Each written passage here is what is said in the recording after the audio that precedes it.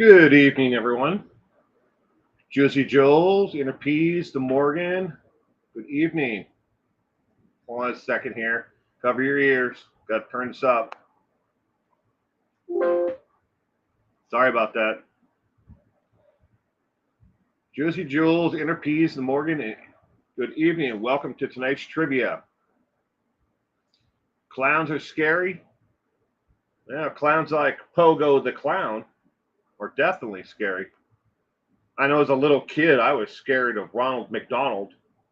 Now that was the actual live actor Ronald McDonald, because when I remember when I was a little kid, first time going to McDonald's, and they had an actual live mascot dancing around with a box on his head. I think it was supposed to be like a Happy Meal or something, but it had fries and it was a box. Good evening, Smith Shoes. Welcome to tonight's trivia.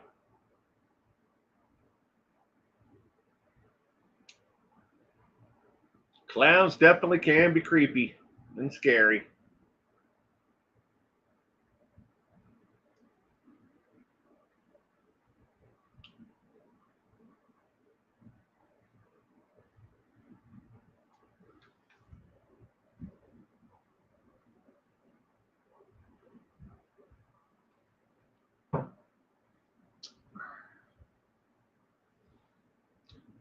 Gianna Marie. Good evening, Gianna Marie.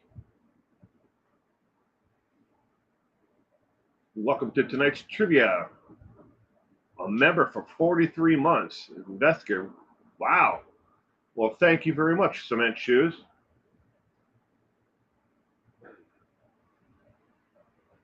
Usually you do mornings, huh? Well, Juicy Jules on Saturdays. I do one Saturday morning and I do one Sundays. Saturday mornings is Coffee Brew. It was like a crime recap show, but now I'm taking more viewer suggestions of like what to cover on that show, and I'm about 240-ish episodes of that I've done, and this is the 303rd trivia night, so that's every Sunday. Miss Murder, welcome, Miss Murder Australia. Good evening and welcome to tonight's trivia.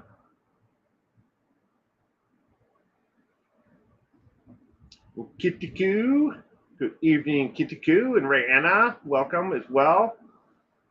Welcome to tonight's trivia. I hope everyone had a pleasant weekend. Give it another minute here and then we're going to get started.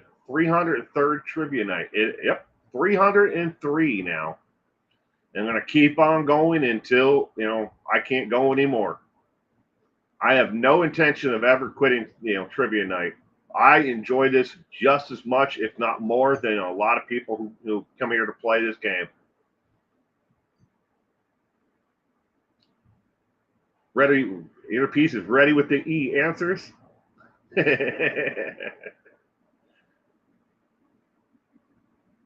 All right. 10 more seconds and we're going to get this going. All the questions, as you can see from the scroll that's going by, are on John Wayne Gacy. This is part 2 of Killer Clown, John Wayne Gacy. The 303rd trivia night here on my channel, Killer Clowns, part 2. First question is now on the screen. Question number 1 of 20. What was John Wayne Gacy's business called and licensed as? Was it A, PDM contractor business? Was it JWG janitorial business? C, SKI mortuary business? Or D, LMM landscaper business? I'm trying to get myself in a little window here, but it's not working. Hello? Still in this little window. Oh, there's that one. That one's working. There we go. Hello, Will in his little window. Good evening, Sal, and welcome to tonight's trivia. Question number 1 is on the screen. Precious Pits with Poco. Here, listen. What was John Wayne Gacy's business called and licensed as? E. Drive-through window business. Miss Murder would like to phone a friend.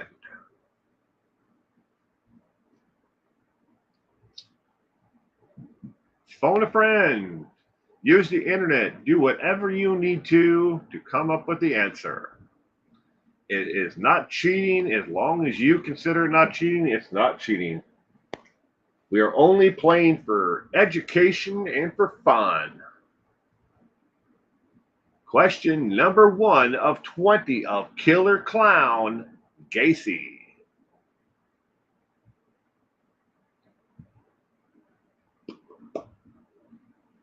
What was John Wayne Gacy called and licensed as?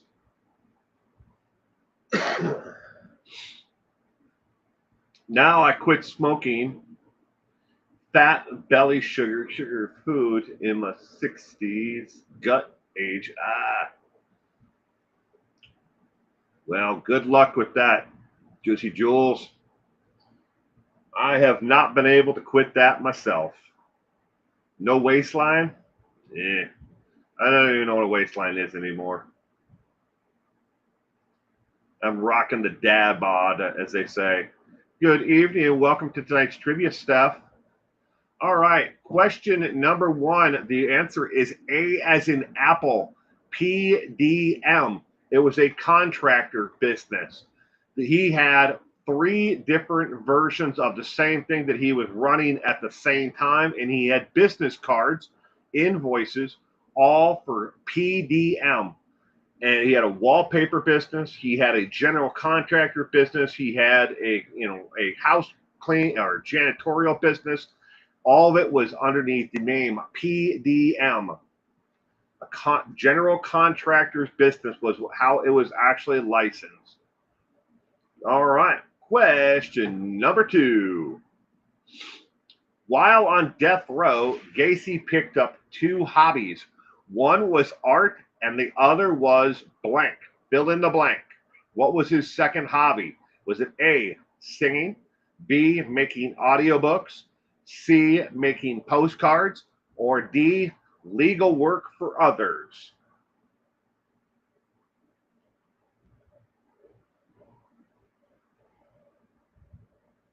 Quitting is very hard. I have not been successful yet at quitting. Hopefully someday.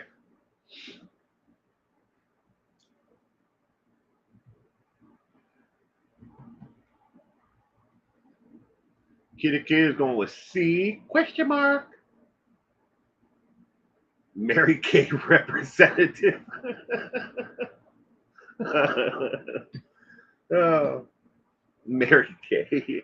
River dancing, says some men choose. The Morgan Chad Daybell fan club president.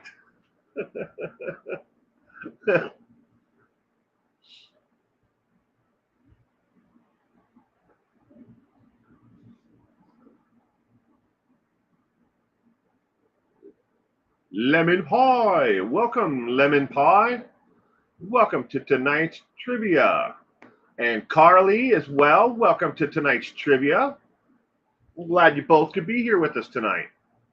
While on death row, Gacy picked up 2 hobbies. One was art and the other was blank.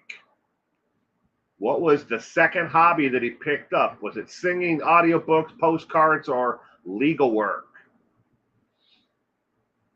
Origami? I'm sure he had enough time on his hands. He was on death row for 12 years. Or longer than 12. Maybe it was closer to 13 or 14. But I know he was there for at least 12. Juicy Jules is going with A. Singing. Rihanna is going with A as well. While on death row, what hobbies did John Wayne Gacy pick up? All right, the answer to question number 2 is C as in cat, making postcards. Some of the postcards he made for other inmates he actually sold, but a vast majority of them he would decorate a postcard so they could send them home to their loved ones, and he gave them away for free. So you can't really call it a side hustle if you give away better than 80% of the postcards you made, for free. But there were a small portion of them where the inmate gave them like a noodle or something in exchange for a postcard. Did he get fired? Death row 2028. Better. Crocheting, says Rihanna. All right, question number 3.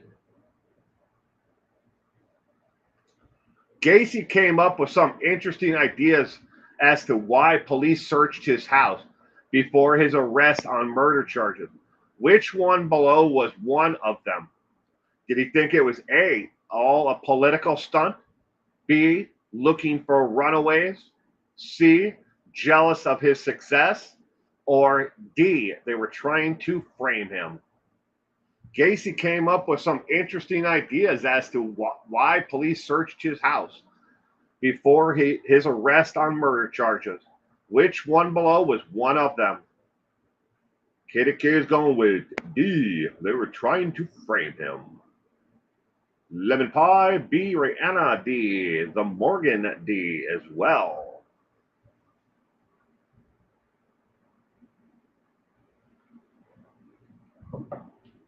E. Attracted to his Axe body spray. Overdue library book raid, says Cement Shoes. Tina, good evening and welcome to tonight's trivia. Well, we're only on question number 3, Tina. Make sure you're on live chat and not on top chat. Friendly talker, good evening. Welcome to tonight's trivia. Friendly talker is going with B, looking for runaways.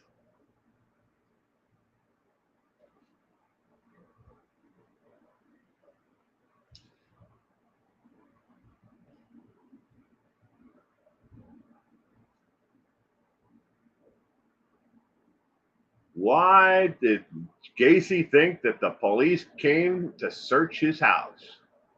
His theory. Question 3 of 20. Little Linda. Good evening, Little Linda, and welcome to tonight's trivia. Glad you could be here with us tonight. Remember those cheese axe spray ads? I think they still run them now. Yeah, though, I can picture them. My son loves the not the Axe body spray ones, but the Old Spice. He loves watching the Old Spice ones. He likes watching on YouTube. You can actually watch an endless loop of like 100 and some of them from around the world. Old Spice. All right, Gacy came up with some interesting ideas as to why the police searched his house before his arrest on murder charges.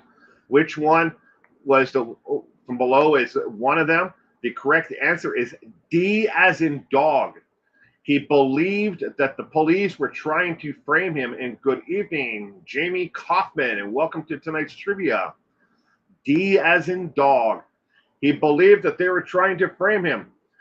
In 3 of the 5 interviews that Gacy had from death row, he said that he never killed anyone. Or initially, he says in each one of the interviews, he never killed anyone, but then he admits to killing 1 and helping discard 2. When it comes to the rest of those who were buried underneath the house or on the property, he says he didn't do it. But he says that in those interviews, in 3 of the 5 of them, he actually says that he was being framed or set up by the police to be the fall guy in 3 of the 5 interviews. Alrighty, we're going on to question number 4. Question number 4. What happened to the over 30,000 personal papers Gacy had collected while he was on death row? 30,000. Think of 30,000 pieces of paper, legal papers. He had a lot of it he kept in 3-ring binders. Gacy had OCD and was meticulous about everything that within his life before he was arrested and then while he was on death row. He had 30,000 personal papers. What happened to them? Did they A, burn them all, B, toss them into the trash, C, give them to his attorney, or D, bury them all? What did they do with the 30,000 pages, personal papers of his?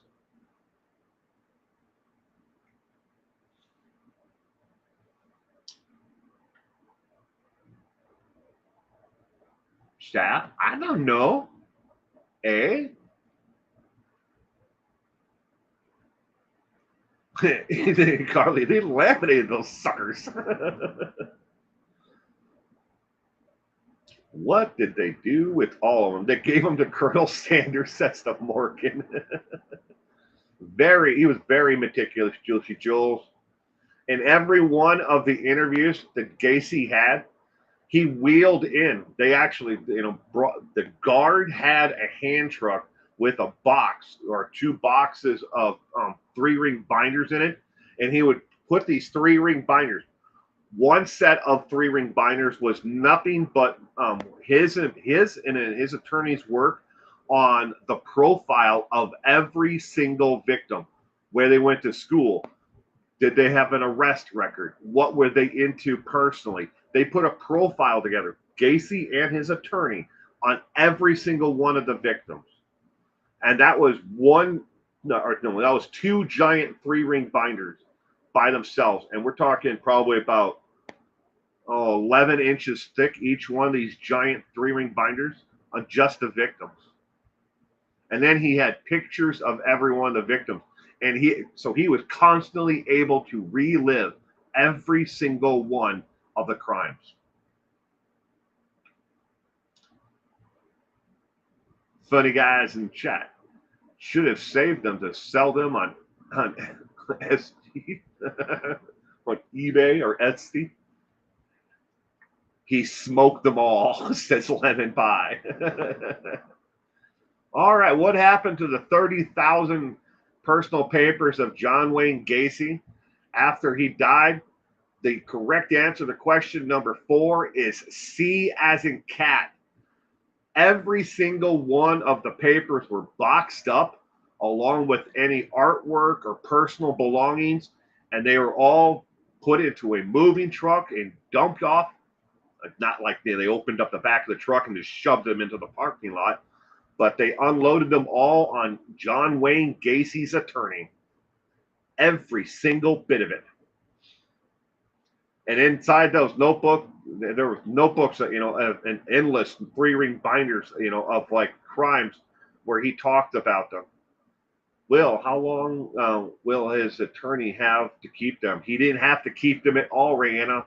He could have taken them and tossed them all into the dumpster that very same day. His attorney is a freak too. Yeah, a little bit weird. Psycho attorney. But he could have got rid of them the very same day that he got them. He didn't even have to accept them. He could have said, no, just take them to the landfill. Dump them there. Dumped them on his head. Victims, how many, Juicy Jules? Well, let's just say that there were 20 plus individuals buried underneath the house. 20 plus victims were buried in a crawl space underneath his home. But we'll get into that, the questions as we go on here. Question number 5 should now be on your screen. According to the FBI and Robert Ressler, who interviewed Gacy, how many years do they believe Gacy was an active serial killer? Was it A, 12 years, B, 8 years, C, 13 years, or D, 18 years? According to the FBI and Robert Ressler, who interviewed Gacy, how many years do they believe Gacy was an active serial killer?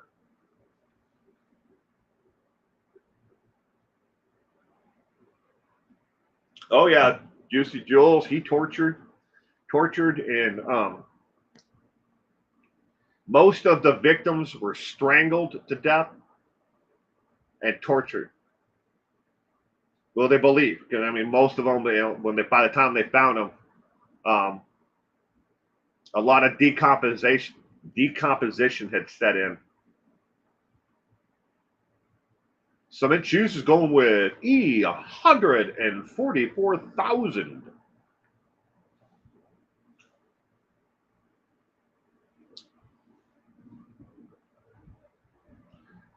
We got we got a lot of them that popped up here, a whole bunch of them.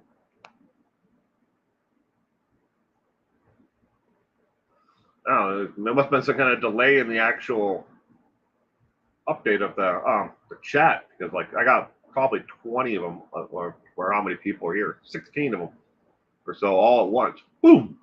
We got everything's been taken. Got some A's, some C's, some D's. Kid Q is going with C? Question mark? Question mark? I don't know. Could be turkey. According to the FBI and Robert Ressler, who interviewed Gacy, how many years do they believe Gacy was an active serial killer? The correct answer is A as in apple. 12 years.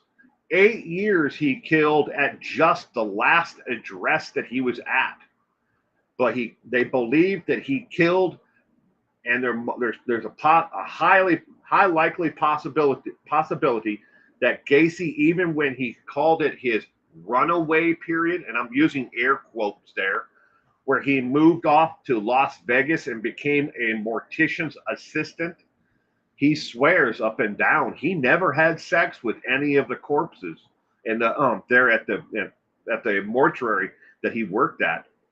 But yeah, we believe you, Gacy. Off by a year. Yeah, A as in apple. But they believe if you take the period of time from just before he ran away to Las Vegas and the 8 years that at his last address, it was 12 years total that he was an active serial killer. And it is part of the actual definition of a serial killer is they take off periods of time between killing. Otherwise, they're a spree killer, or they classify as something else other than a serial killer. So it is very common for serial killers to take time off in between kills. Excuse me, I got a cough. Excuse me. A regular Bill Clinton, says a little Linda. I give myself credit for that one. Vegas mortician. Oh, yes. He did have sex. He says he didn't. He said he never slept with any of the bodies at the mortuary he worked at, and he never had sex with them. We believe you. I mean, that's Gacy's own damn confession in part of his interviews over and over again. He said he wasn't a little monster killing little altar boys, and he was not having sex with those corpses when he was in Vegas. But oddly, he was fired and asked to leave. Not just the mortuary he was working at. He was asked to leave the entire area. I wonder why. It has to be for some other reason, right? All right. Question number 6. How long did the actual trial of John Wayne Gacy actually take, excluding the time the jury deliberated? Was it A, 8 weeks, B, 7 weeks, C, 5 weeks, or D, 1 week? Question number 6. How long did the trial actually take, excluding the time the jury deliberated?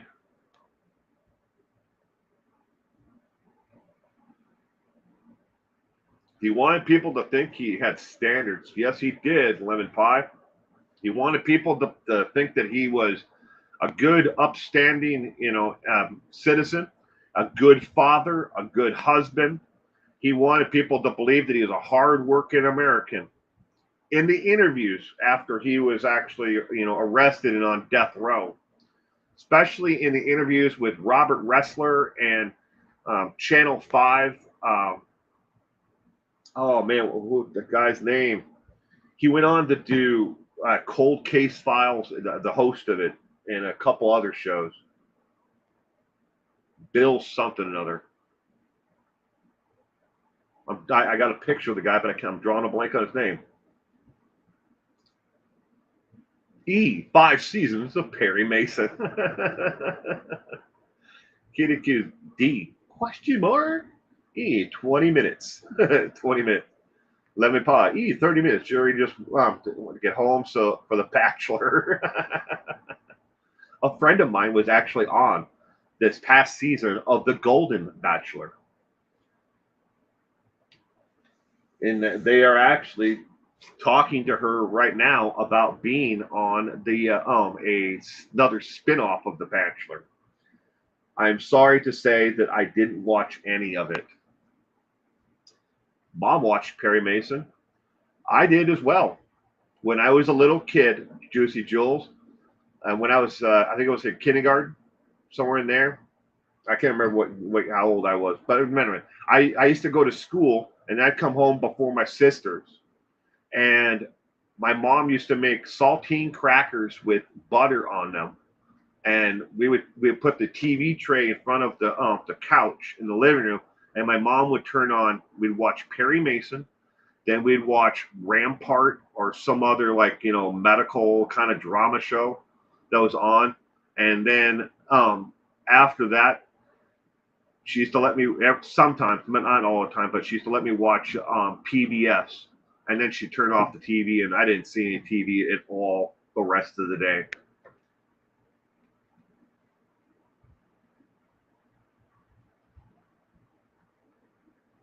The prosecutor on Perry Mason was over 50. Yeah, they don't make those anymore. Saltine crackers with butter on them. Marcus Welby, MD. It was something like Rampart or something like that. It was like a medical around an EMT or something like that. That's all I can really remember about it. But I always, for some reason, the Rampart always pops in my head. My mom met Della Street. I have a picture of her getting an autograph. Oh, that's super cool. All right. How long did the trial of John Wayne Gacy take? The correct answer is C as in cat. The entire trial, from opening statements until in closing arguments and everything, took exactly 5 weeks. Then the jury was sent home for the night. They came back the next day, and it took 2 hours of deliberation for the jury to find him guilty on every single count that he was facing with that day. 2 hours. Some of the juror members who were polled and interviewed later on said that they had actually reached an agreement after they came back that day after about 60 minutes, but they wanted to, to make sure what their requirements were for the next, part, and before they went back into court.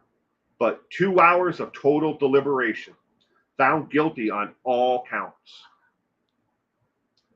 Rampart was on emergency. That could have been it. Bill Curtis, the Morgan, thank you. But Bill Curtis used to be an actual TV host, an anchor who sat behind the desk at Channel 5 News.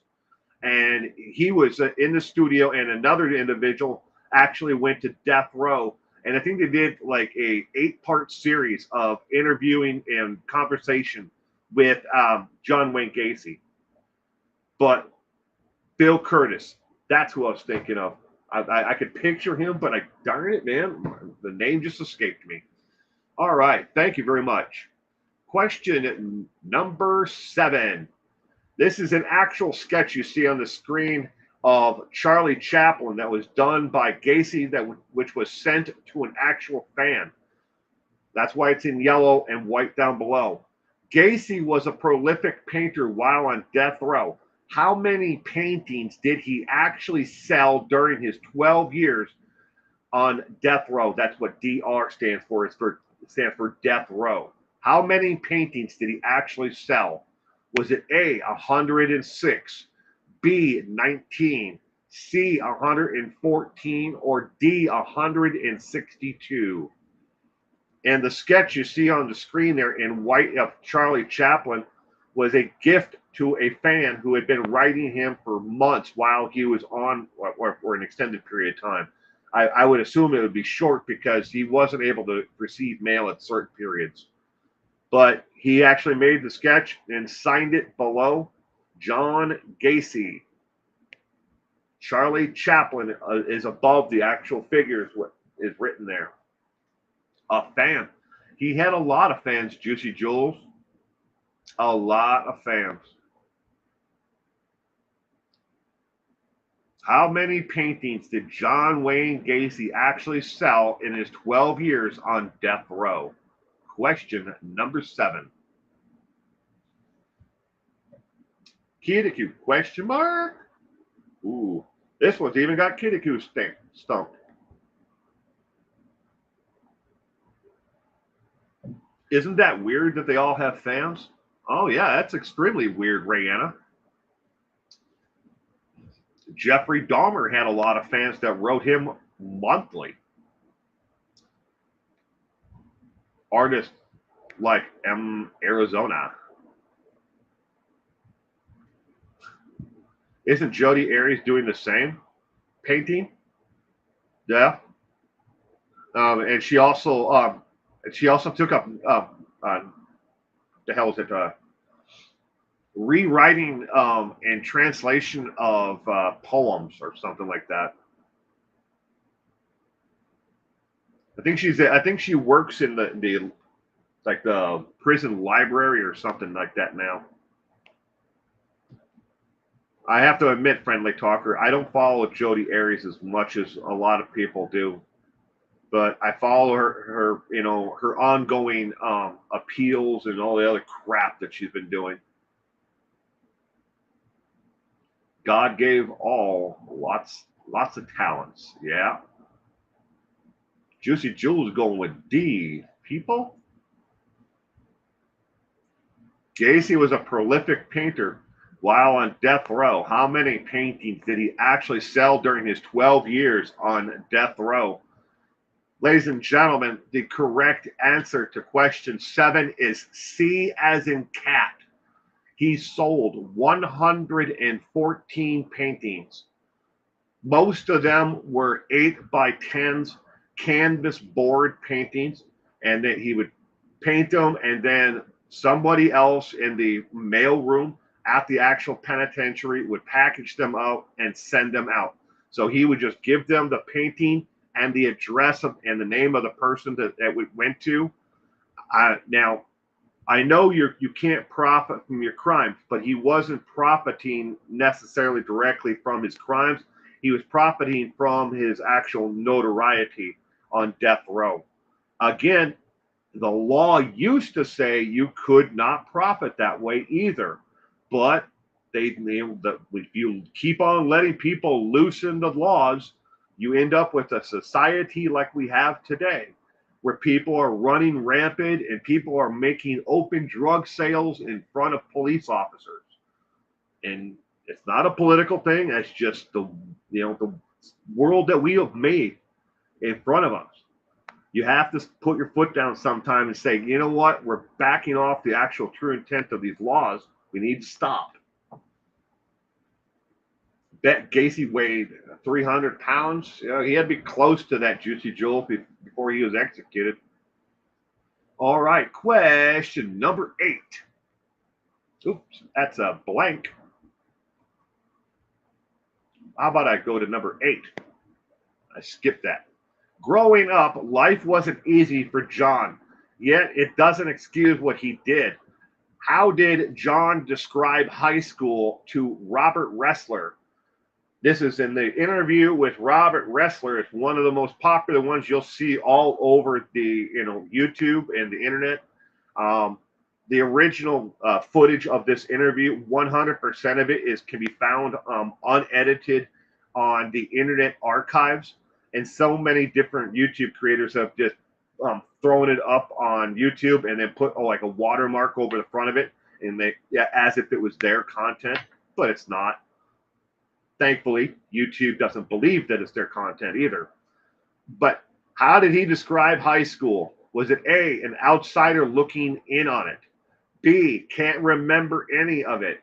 C, peaceful and loving? Or D, disturbing yet enjoyable? Morgan's going with B or A. Sal A, Rihanna A, Gianna Marie A, Steph A. Growing up, life wasn't easy for John. Yet it doesn't excuse what he did. How did he describe high school to Robert Ressler in that interview? Kitty Q's going with A, question mark. John Wayne Gacy. D, in his mind. Yeah, right? Disturbing yet enjoyable. Question number 8 of 20 on Killer Clown, Gacy.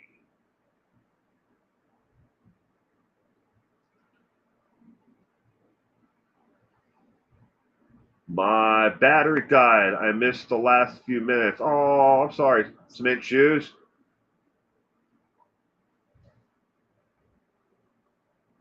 But you got back on. That's a good thing.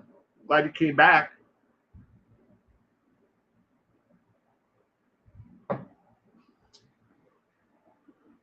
E, his hunting grounds. Question number 8 of 20. Growing up, life wasn't easy for John. Oh, that's an understatement.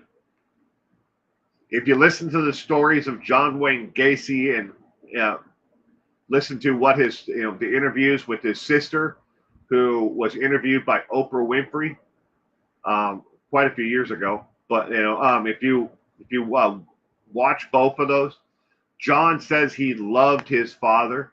He didn't hate his father, but the man was extraordinarily cruel to him at every opportunity, according to his sister and to him.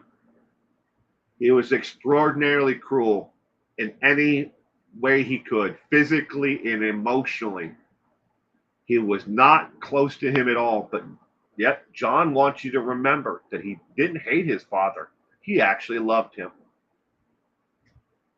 An episode of Saved by the Bell. He was so gross. I feel so bad for his poor victims. Yeah.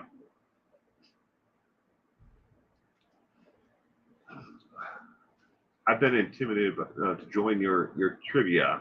I'm glad I decided to try it. Well, thank you, little Linda.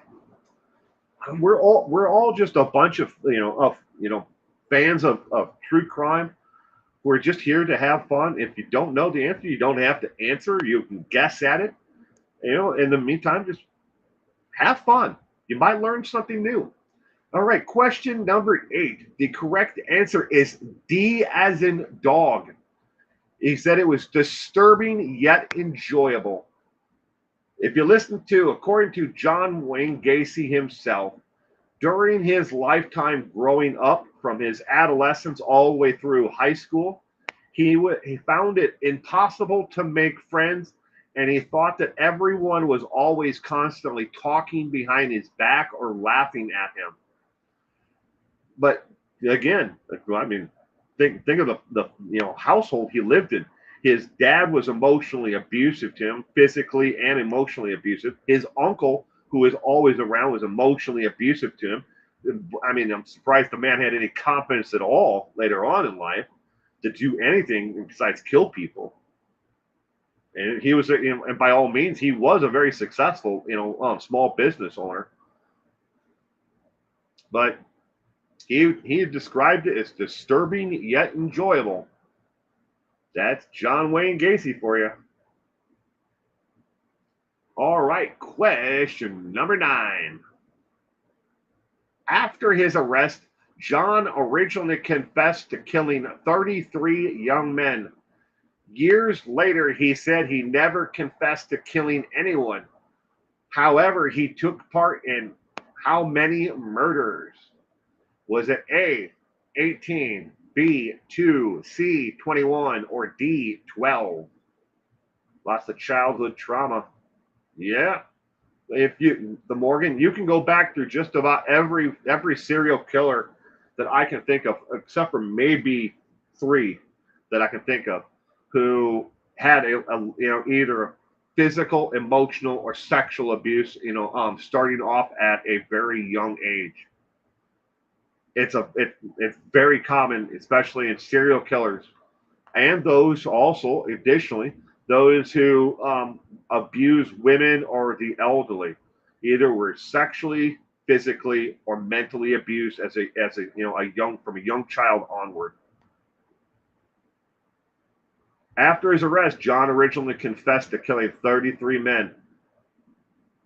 And to say that he just confessed to it, like, yeah, I killed these 33 young men, would be an understatement. He, according to the police, when he started confessing, he seemed to enjoy it all. And he confessed a total of 5 times. 5. 5 different times. To the local police, to the FBI, to anyone that would listen. It wasn't until he got on death row that all of a sudden, that's not me. I didn't confess to anything. I didn't do any of it, is the way John wanted the world to remember him. Years later, he said he never confessed to killing anyone. However, he said he took part in how many murders? Question 9 of 20. Will, have you done trivia on Manson? Yes. On Charlie Manson and the Manson family. It has been quite a long time ago, Morgan, but I'm going to write it down because I do have questions that recently came up about Manson and the 2 people who may have be the biological children of Charles Manson. One of them has been interviewed. You can actually go to the YouTube channel, The Soft White Underbelly, with Mark Lietta, and actually watch the interview. And just go to his channel in the search box, put in Charles Manson's son. It's freaky scary. This guy looks just like Charles Manson, but younger. But the Manson family, I definitely have questions I can answer about that one. I gotta write that down. Charlie Manson. But it has been some time since I've done Charles Manson.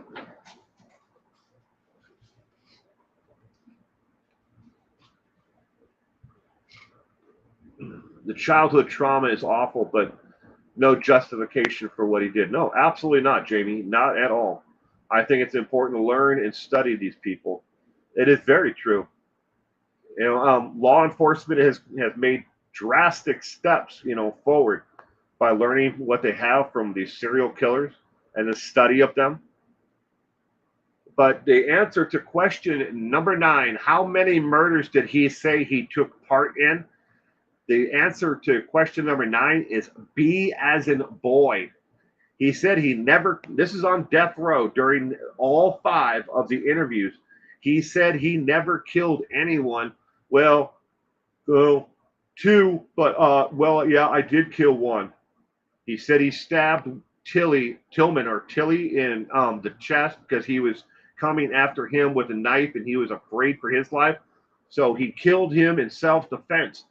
But moments later, in every single interview, he always tries to backtrack. to say that he never killed anyone at all, and that if you have to find him guilty of anything, it was taking part in those two murders, or getting rid of the body of both of those murders. One buried underneath the house, and the other one they threw off a bridge in town. A liar clown. I don't like S. You don't like soft white underbelly? Just saying. But that interview might be good. He's not my cup of tea for sure. Soft white underbelly or Charles Manson? I think it's very interesting, Kitty Q, when it comes to soft white underbelly. Um, is he's a photographer by trade. He's not a journalist or anything else, and he's trying to show a side of society on his channel with the different types of interviews that he does that show a part of society that is often ignored, shoved to the side, marginalized in so many different ways. If you think of it from a psychological standpoint, I mean, I know he doesn't have any background in psychology, Mark, the creator on Leetta on that channel, but I think it's very interesting. But I guess it's not for everyone. I don't think they ever identified all the victims, have they? No, they haven't, Morgan. I believe that there are 2 or maybe 3 that are still unidentified. You think he's an exploiter? And just your opinion? Well, of course he's an exploiter. I mean, wouldn't I be exploiting the facts, of cases as well? But hey, I understand. I'm not upset with if you don't like the content on the channel. I get it. It's not for everyone. He shines a light on the so-called dregs of society, and I appreciate what he does. I just find it very psychologically stimulating to watch it, and a lot of the times I don't even I'll listen to it on my headphones while I'm editing, but that's just me. I'm deeply interested in the psychological reasons why people do the things that they do, and now that you can listen to them and get the backstory of how their life went off the rails from an early age on. All right, question number 10 is now on the screen. Sorry for gabbing so long there. John Gacy used several different stage names to entertain children and adults at conventions. Which name did he take from a real product to use as his stage name? Was it A, Mr. Calgon, B, Mr. Spick and Shine, C, Mr. Bubbles, or D, Mr. Legs? John Gacy used several different stage names to entertain children and adults at conventions. Which name did he take from a real product to use as a stage name? And this is before Pogo the Clown. This is before Pogo the Clown. Oh yeah, Rana. At children's hospitals and at different daycares, birthday parties. And unfortunately, he also did it as a Legion member of the Loyal Order of the Moose.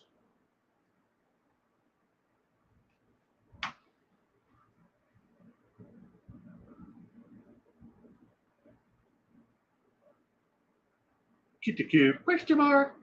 And everybody else is C, C, C, C, C, C, C, C, and friendly talker, and then it was C. John Wayne Gacy used several different stage names to entertain children and adults at conventions. He looks evil in this picture. This is him as Pogo the Clown. His last alteration of the different clown outfits that he used to wear. He had 3 complete separate clown outfits, and this is Pogo the Clown. He was also a JC, yes, and he was JC of the year, and he was small business man of the year. Gacy was a special kind of sicko for sure. Yeah, yes, he was. Oh, okay. What name did he take from an actual real product to use as his stage name?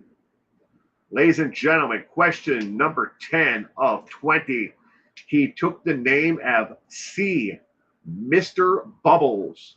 He was Mr. Bubbles for about 3.5, 4 months period there before coming up with Pogo the Clown. Pogo the Clown was his third and final, different version of being a clown, and within the clowning community.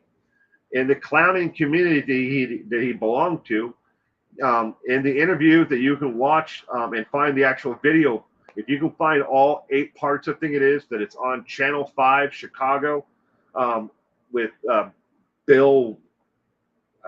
Now his name escapes me again. But if you can find that interview, one part of it, he talks about being in the clowning community and how he came up with the different names for the different acts that he used to do. He was a happy clown as each and every one of the 3 different variations of clown that he was. But Pogo the Clown was the final one. He was never Mr. Calgon, Mr. Spickershine, or Mr. Legs. He picked Mr. Bubbles. Happy little Bubbles.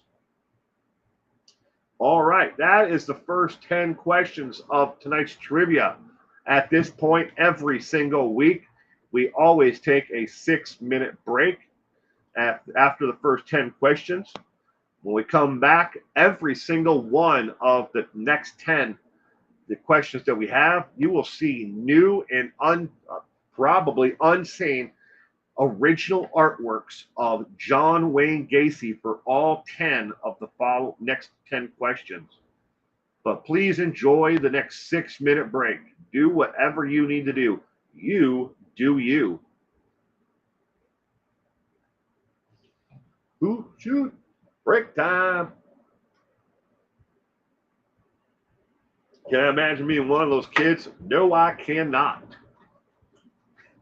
But then again, thinking back to childhood, I don't know if anybody else ever lived in a small town in the Midwest of the United States, but I did.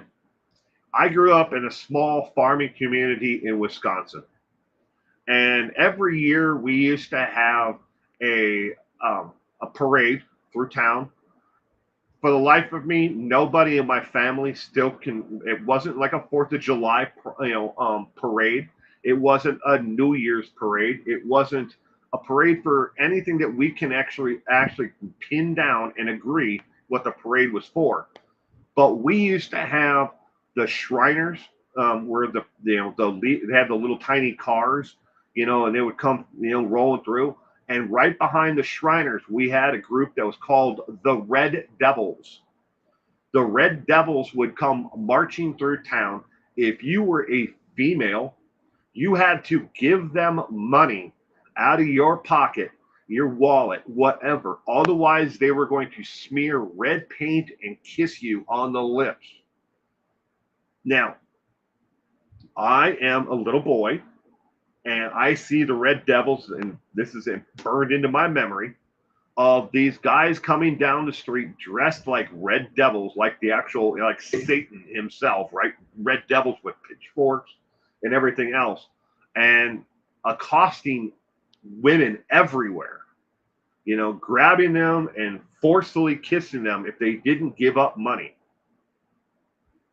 What do you think that kind of message that sends to a little boy? And nobody can agree on to this day. What the hell was the parade for?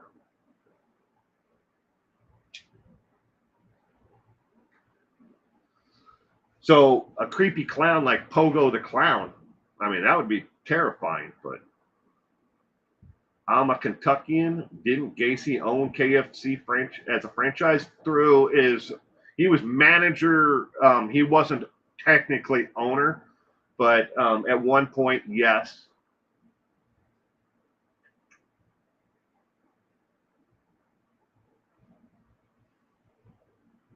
Good evening, Purple.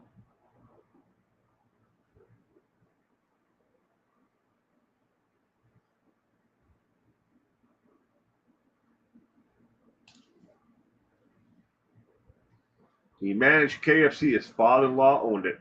Yep. That was with his first wife. Gacy was married twice.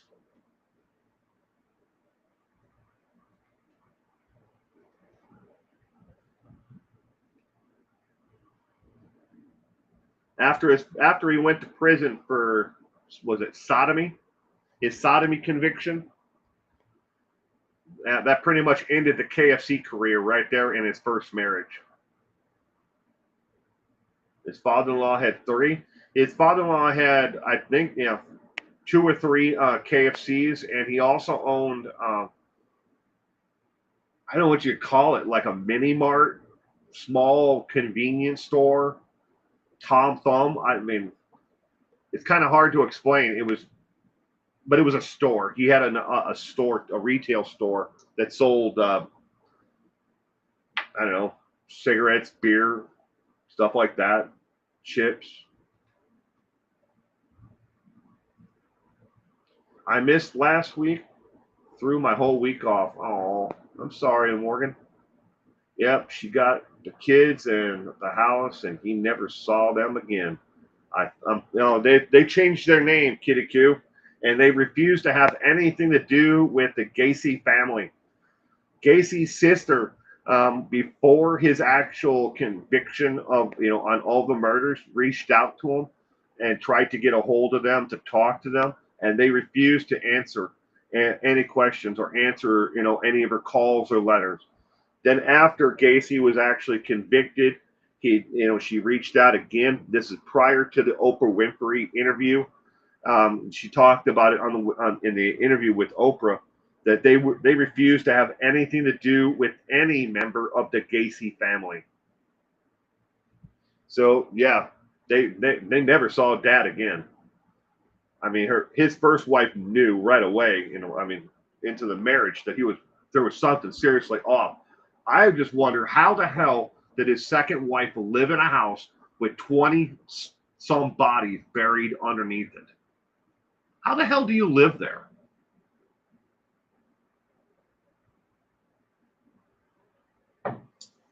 And not know what the hell was going on. The living room, when you walked into the house of the Gacy home, the living room was set up like an office. There was like two desks face to face, two desks. And then there was like some chairs and one couch. And that was like where all his employees would meet. And then after work, they would come there and they would party in the house and drink and do drugs. And of course, Gacy killed, people there. But she didn't know any of this. That's pretty hard to have all those murders take place and never know what's going on.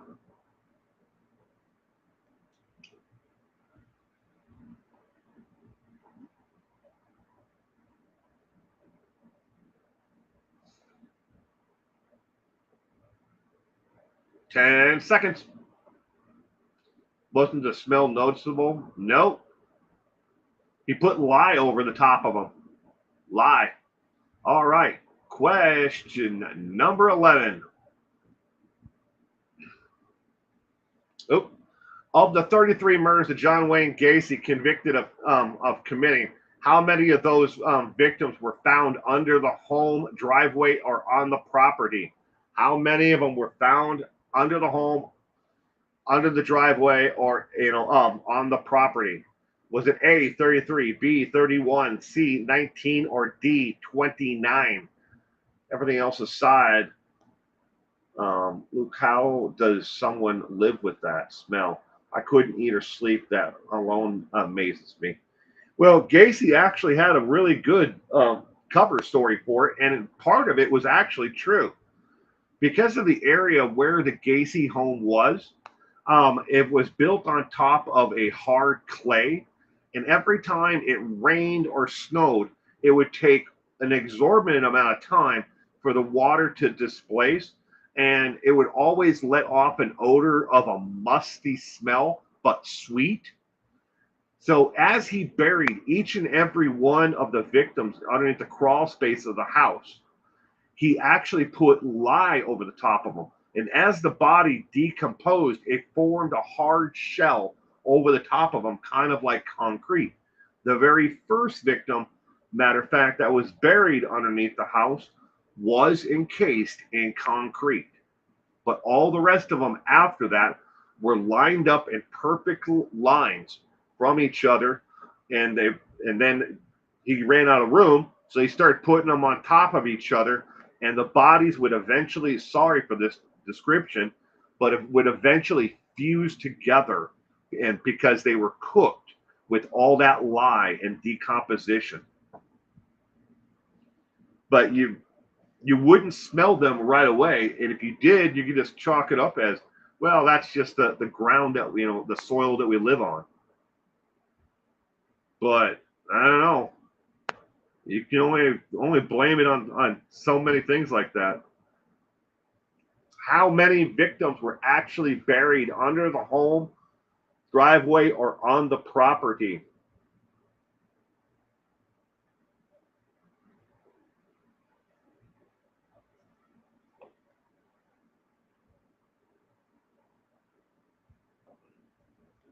But he talked about that in the interview with Robert Ressler.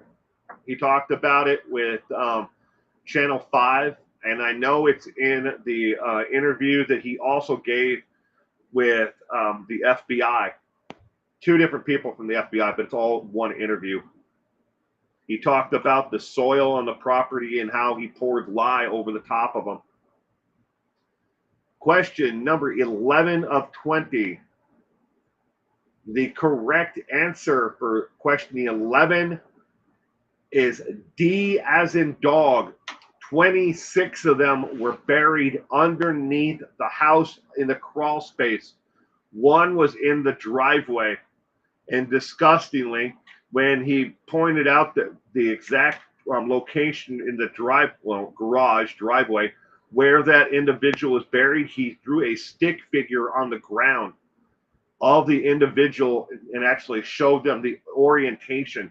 And directly under where he drew the painting of the stick figure on the driveway pad where the last part of new concrete was poured was where that victim was.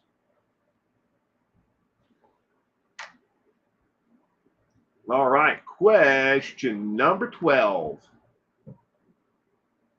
This is original artwork by Gacy. All the rest of them are originals, plus afterwards, I have it open on another file that you're going to see tonight. But the next 8 pictures are all original artwork, and then there's a bonus slide of additional artwork. I think there's 6 pieces in an extra slide of artwork. Amelia, good evening. Welcome to tonight's trivia. By or under the barbecue pit, too. Yeah. Okay, question number 12. John Gacy told Robert Ressler off record recording if he was ever to be released from prison, he would move where and do what for a living? Would he move to A, Detroit, Michigan, and take up politics? B, move to Dallas, Texas, and become an air traffic controller? C, move to Chicago, Illinois, and do construction? Or D, move to New York and open an adult bookstore? John Wayne Gacy told Robert Ressler recording off the record, that should be in there as well, if he ever was be released from prison, he would move where and do what for a living? Good afternoon from New Zealand. Unable to stay in chat, shout out and thumbs up, sending you all thoughts and blessings from afar. Well, thank you, Amelia. Idaho, become Chad Dables. Fluffer. Don't look up Fluffer. Do not look up Fluffer if you do not understand the term. Do not. It's funny though.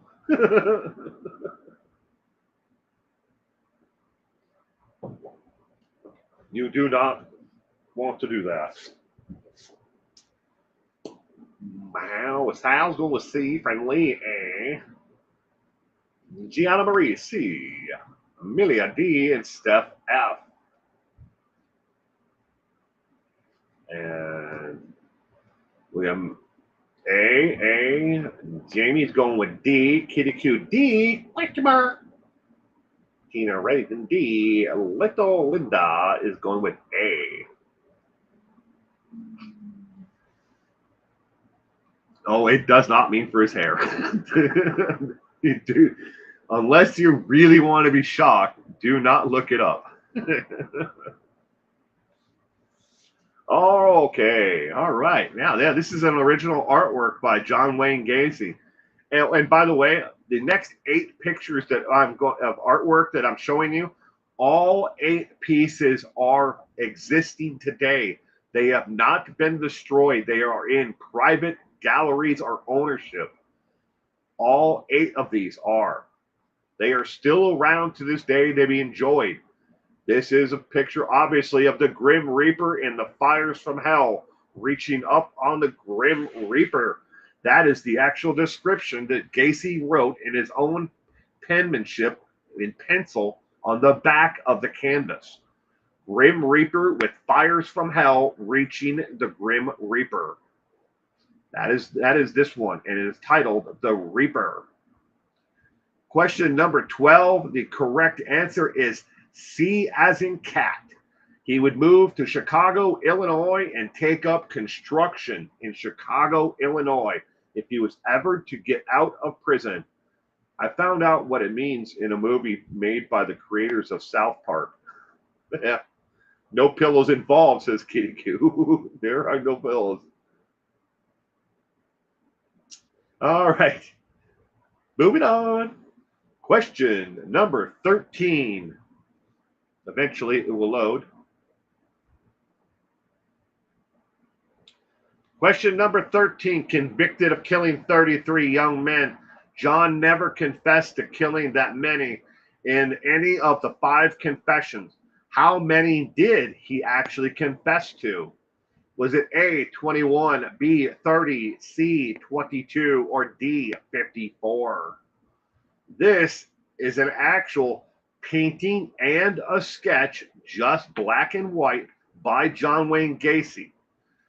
The picture is of this Spanish cowboy from multiple different angles that he called Burt.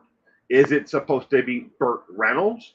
I don't know, but it just says it's titled Burt, and this is of the sketch that what he did, I guess maybe before he did the painting, but there were 2 or 3 different paintings of just this individual that he called Burt. That is some of the description from his own description of the actual painting itself and what's on the back of it. And all of these 5, last 8 that you're going to see here before the group picture of different types of art that he did. All of these again are still around today and can be enjoyed. They're in private collections, so I can't tell you exactly where they are, but none of them were burned after he was murdered and executed, whatever you want to call it.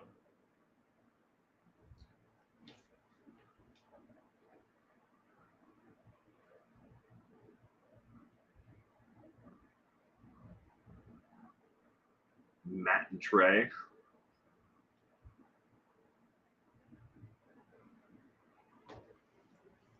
South Park. Art enjoyed? I enjoy art, but not this stuff. Some of it is very amateurish, but from my perspective, some of it, the perspective is off, or it looks like he's trying to paint like a one-dimensional painting. But hey, art is in the eye of the beholder. Quality is the art of the beholder.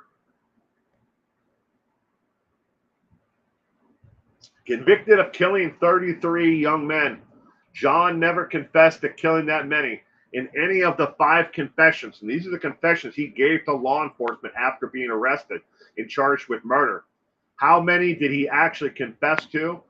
Question 13 of 20. The correct answer is B as in boy.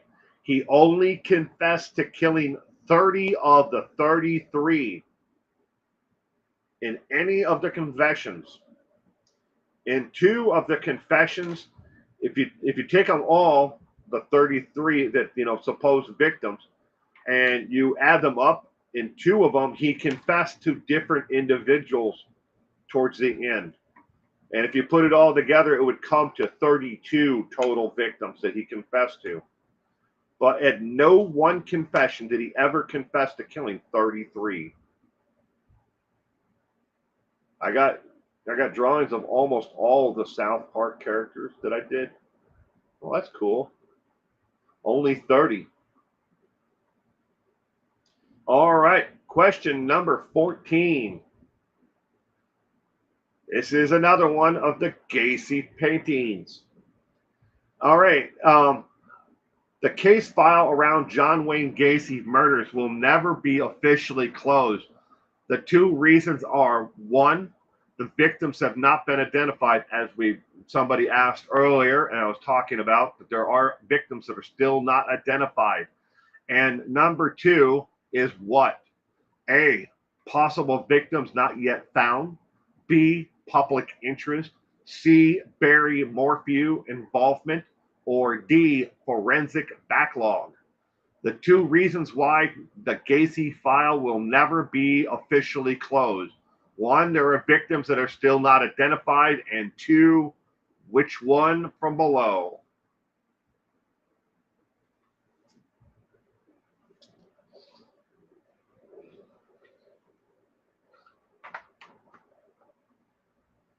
Question number 14 of 20.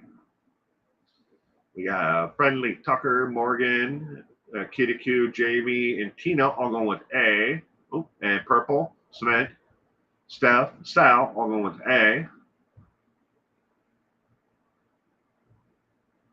We did have an ascending. Yes, I'm trying to move the damn cursor up here, and that would have been Gianna Marie went with D. My grandson, way better artist since he's 15 months.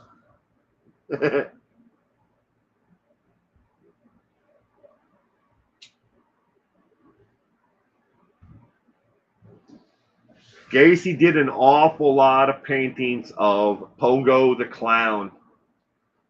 Some of them all in red. He did one that's almost exactly like this painting here that is in green, and he did another one that's all in orange on a total black background. And it actually looks like everything, like Pogo the Clown is on fire on that one because it's a black background with everything 100% is painted in orange, different hues of orange. He's in your grandson is in high school now? Wow.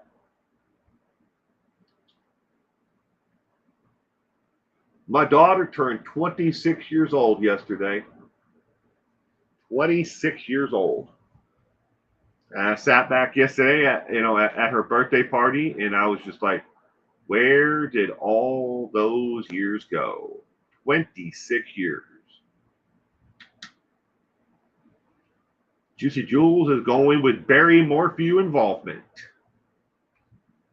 What are the 2 reasons why the Gacy file will never be closed? The correct answer to question number 14, ladies and gentlemen, is A as in apple. They believe that there are other victims out there that they are still actively working on. Plus, there are victims that are not yet identified that were found underneath his home.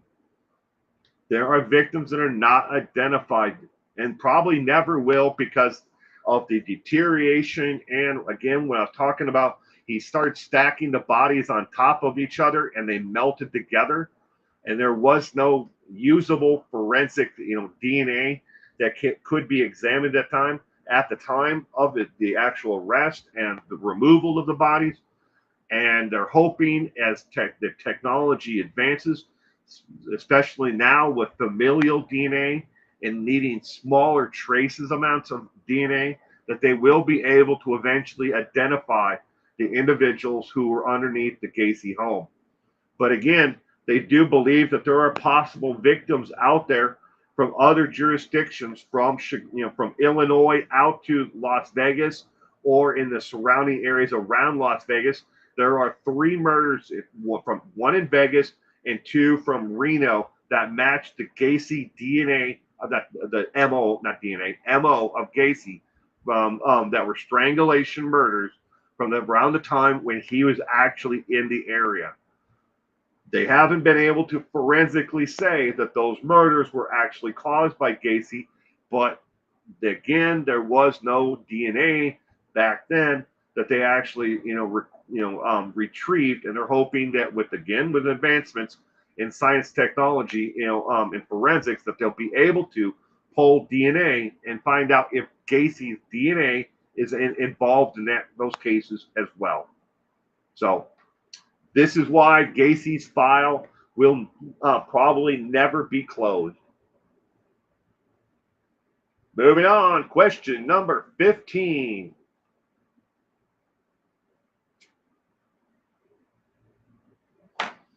Gacy was married blank times and had blank number of children from his marriages.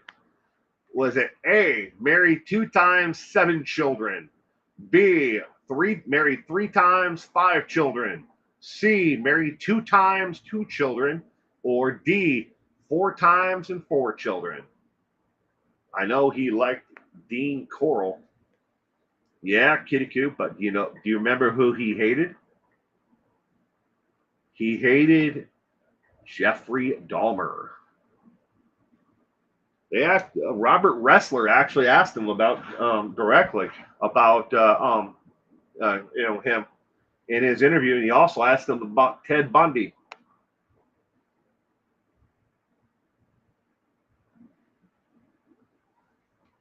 Only thing he said about Ted Bundy was that he knew of him, but he wasn't too sure about what crimes he committed.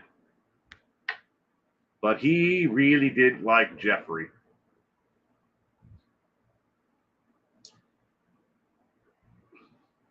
That Gacy was married? No, Gacy was married more than once.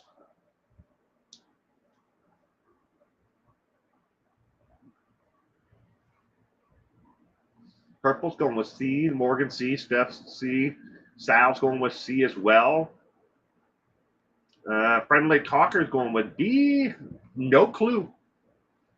He hated Dahmer because Dahmer was so much skinnier than he was. You think he was body shaming him for being too skinny?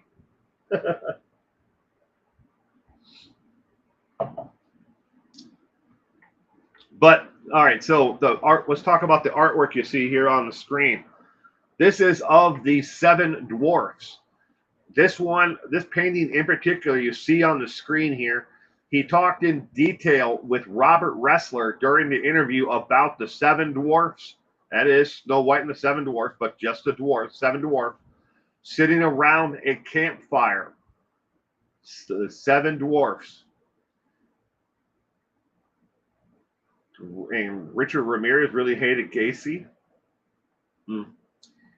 But yeah, that was, besides him, the prolific amount of paintings that he did of Pogo the Clown. The 7 Dwarfs is the next largest series of paintings. He did an awful lot of paintings about the 7 Dwarfs. And the earlier you go back in the catalog of actual paintings that are known of him, that he did of the 7 Dwarfs, you can see as they progress towards the end of his actual sentence on death row, before he was executed, he actually got better at painting the 7 dwarfs. All right. The answer to question number 15 is C as in cat. He was married 2 times and he had 2 children. I was about to say some sort of sick jealousy going on there. Question number 16. This is another painting of the 7 dwarfs. We'll talk about that in a minute. So this sick son of a bitch has kids. Feel sorry for them. Are they alive as of 2024? A, no, both died in the 1990s.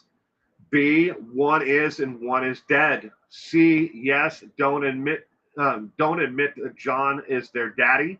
Or D, no one knows they moved away. So this man, this sick son of a bitch has kids. We can all feel sorry for them that he is their baby daddy. But are they alive as of 2024?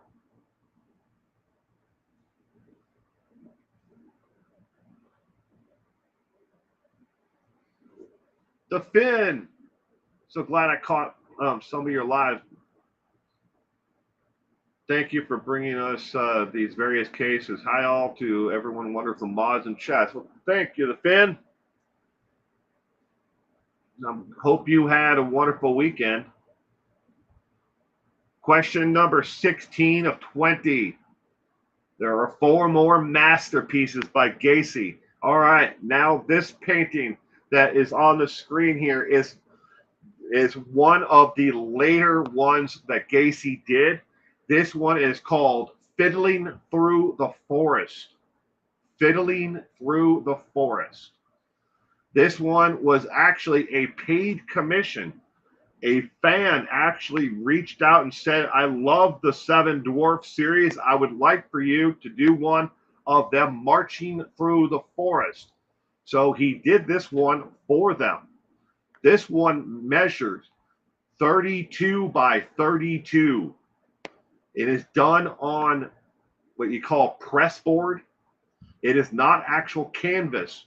It is a piece of wood, solid, not wood, it's like plywood, paper wood, or whatever you call it. It's not like plywood where it'd be like layers of wood and put together. It's not particle wood. Yeah, I don't know how else to describe it, but pressed wood is what it falls underneath.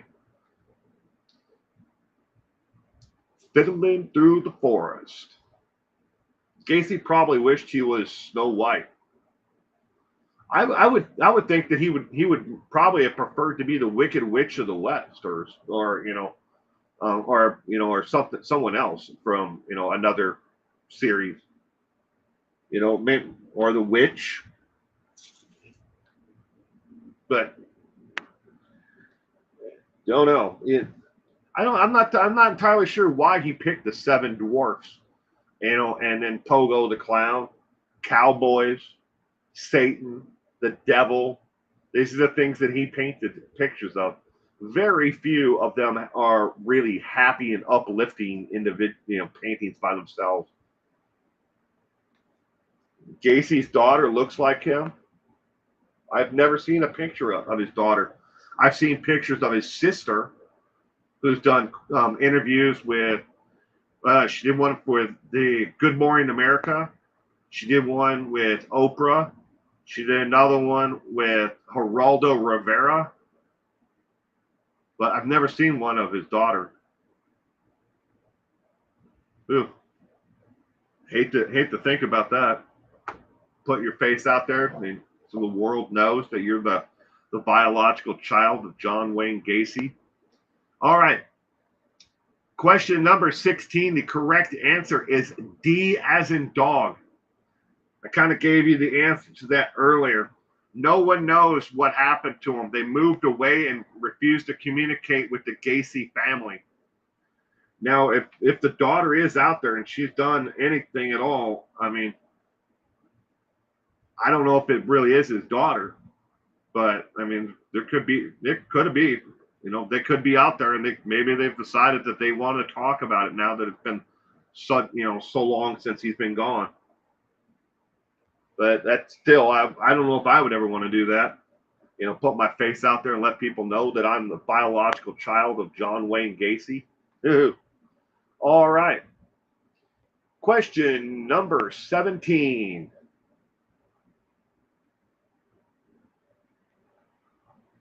Sister did an episode of Evil Lives on the Discovery Channel as well. She's been very vocal over the years in spurts. A little bit here, a little bit there, a little bit here. All right, question number 17. How did the very large void under the house even get there in the first place? Where Gacy buried all those bodies? Was it A, the house came that way? B, he dug it? C, he paid his employees to dig it? Or D, he had his wife dig it out? I should say he had his wife dig it out. How did that large void? Because none of the other homes in the area have a void underneath the house. Most of them were built on slabs, or they were raised on what they called post and beam, which they put the posts in the ground down long, like telephone poles. They pile drive them into the ground because of the soil, and then they put the house on beams on top of those posts. They're all level, post and beam. A lot of the houses in that area there. But how did his house end up with such a large void underneath it that there was even a place to bury all those bodies? He had 2 stepdaughters, I believe. The Morgan. I have to think about that for a minute. Did his second wife have children before he married her? If so, how old would they have been about that time? Huh.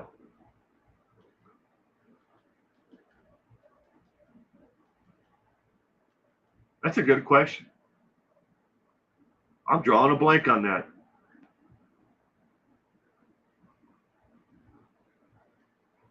I think you actually might be right.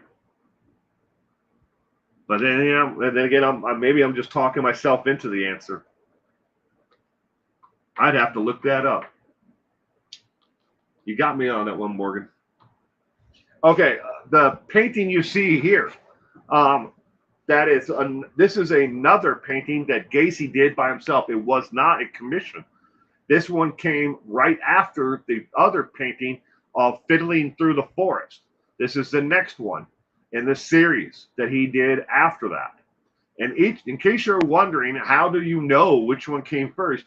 Gacy was very meticulous about everything that he did. Again, he kept notebooks, 3-ring binders of everything that, case-wise. Everything that he did. He kept a journal of everything that took place the entire time he was in prison on death row. Every interaction with every single guard, everything that he ate that day, everything he drank. He kept notes about everything. And every time he started a painting or finished a painting, he took notes of it, and it went into another 3-ring binder of the actual artwork. The sketch went in the 3-ring binder, and then he talked about building up the layers of different paint and how he came up with the idea. Every single painting. And of course, now think he sold 114 of them over the time he was in prison on death row during his entire time. But he took very particular notes on everything, on where each of the 7 dwarfs were going to be at in the picture, what was going to be in the background, his idea, his inspiration. Did he get inspiration from another photograph or something he saw in a magazine? He wrote it all down. Right, Anna. Sorry, I disappeared. I had to go chase the dog that got out of the fence due to another dog being let run loose. Oh, I'm sorry, Ray Anna. Well, I hope you caught him. Beat him good in jail. Juicy Jules says. Journal? Not interesting. But yeah, he kept notes about everything. But how thought the house had a crawl space? Yeah, the original crawl space cement shoes would have been about maybe 3 feet from the bottom of the floor to the top of the soil. That's how much the house is built up on what you can think of it like a house that is built in the Florida Everglades. You see the houses on stilts, or in Louisiana, they build them up on stilts. That's what they're called, in a matter of speaking, stilts. And they're basically giant pylons, like telephone poles, that they hammer down into the ground, and then they cut them off all at the same level, and they build a foundation on top of that. I've lived in a house like that before. I have a shallow crawl space, says Stargazer, in good evening and welcome to tonight's trivia, Stargazer. But how did the crawl space end up underneath his house? The answer to question 17 is C as in cat. Before he killed his very first victim, he paid his employees to dig out the crawl space. Now, originally there was about 3 feet of space underneath the house, going down from the floor to the top of the soil. When it was done, it was about 5 feet in total distance from the top of the floor, where your head would hit the floor from the house, flooring upstairs, and the joist to the bottom of the pit where he would eventually end up burying these people, these young men. But he made employees dig out the crawl space itself. When Robert Ressler asked him in the interview why he had them do that, he said it was to add drainage to the water that always filled up underneath the house. And that, a landscaper gave him the idea of spreading lye over the top of the ground underneath the house to mask the musty smell that came from the water sitting on the ground for long periods of time. That's why he did it. Why in just one area underneath the house did he need it dug down 5 feet? Because, well, Gacy was planning on putting something there. But, not if you listen to John Wayne Gacy, though. Gacy says, I didn't kill anybody, and I didn't put anybody underneath the house except for the very first victim. That was the only one he put underneath the house. He don't know how the rest of them got there. Of course, that's only after he got the death row again that he changed his entire story. But all right, question number 18. Another one of John Wayne Gacy's masterpieces. One of John's biggest flaws turned out to be a gold mine for the state in proving he killed all these young men. What was it? Was it A, notebooks he took hour by hour, where he wrote hour by hour notes? B, pictures he took? C, pictures he painted? Or D, audio tapes he recorded? One of John's biggest flaws turned out to be a gold mine for the state and proving he killed all those young men. What was it? All right, now the painting you see here is of Pogo the Clown in death. It is called exactly that, Pogo the Clown, death. End quote. This is a grotesque skull of Pogo the Clown. He said he painted this one because those new rockers and stuff like that, younger generation of rockers and young men and young people in general, are into this type of art. And he wanted to make his art accessible to an even younger audience. That's John Wayne Gacy's own description of this painting. Purple is going to go with A, B, C, and D. I think you got it, Purple. I have a really good chance. I'm thinking you got it here. You, B, says Juicy Jules. Little Linda's going with D. Steph A, Sal A. Oh, just Jules, A and B, huh? I think whoever guesses A, B, C, and D is the one who's ahead of everybody else because they definitely got the answer.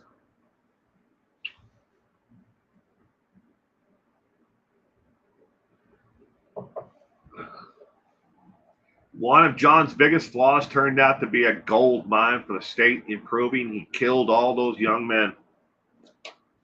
What was it? What was that piece, that flaw of John's? Friendly Talker is going with A. Tina is going with A as well.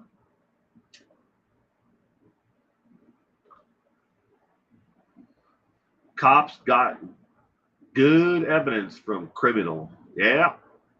Question number 18 of 20. He was a sick duck. Yes, he was. He definitely was, Friendly Talker. John Wayne Gacy. You know, and looking back on it and from a historical perspective, we may never see another John Wayne Gacy out there because if someone, let's just hypothetically say tomorrow afternoon, you know, another sick, twisted a-hole like Gacy came along and they had, I don't know, 2, 3, 15 employees that all just disappeared and nobody ever saw them again, how long do you think it would take them to, you know, for law enforcement or internet sleuths or somebody to start, you know, zeroing in on that individual?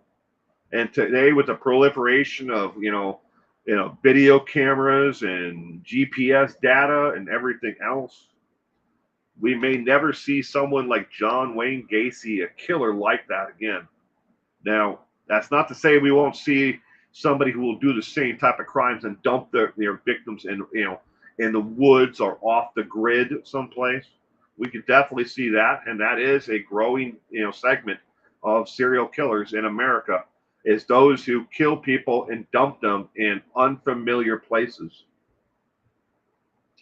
Who was worse, Gacy or Bundy? It all depends on how you look at it in perspective, Gianna Marie. Um,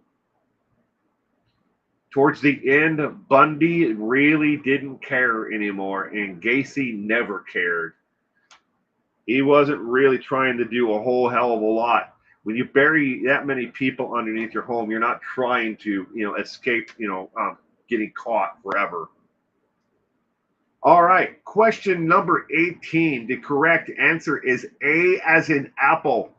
The notebooks and stuff that I was talking about earlier, the 3-ring binders and the diaries, that wasn't something that he only did while he was in prison. During his professional career as, with PDM, contracting business, he kept meticulous notes about everything. And when he was under surveillance, he talked about this in just about, I think, all 5 of them, but I'm not, it might be only 4 of the 5 interviews that he did. But he talked about, when he was under surveillance, actually going up to law enforcement and telling them, I'm going to be driving all over town today, and these are the different addresses that I'm going to in case I lose you. And he would tell them, even when he knew he was being followed towards the end. But he always kept in, meticulous notes about everything. What was John Wayne Gacy's last words before he was executed? Oh, Stargazer, kiss my ass. It was the last thing that John Wayne Gacy, those are the last clear, understandable words that he said. Kiss my ass. Anyways, going on to question number 19. How many times did John Wayne Gacy describe and demonstrate his rope trick to reporters while on death row? Was it A, 6 times, B, 2 times, C, 8 times, or 8? C, 8 times, or D, 1 time? The rope trick.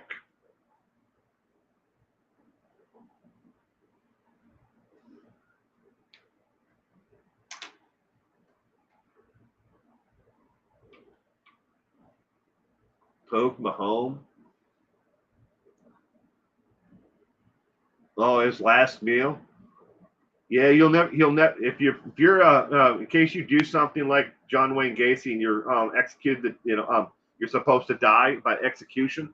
You will never get a last meal like that in any state, anywhere. Most states have either done away with the last meal. Well, particularly Texas has done away with your choice of last meal. Other states limit it to no more than $20 for your last meal, or it has to be a meal that can be made with the supplies that are on hand in the prison commissary or in cafeteria or both. But yeah, he had.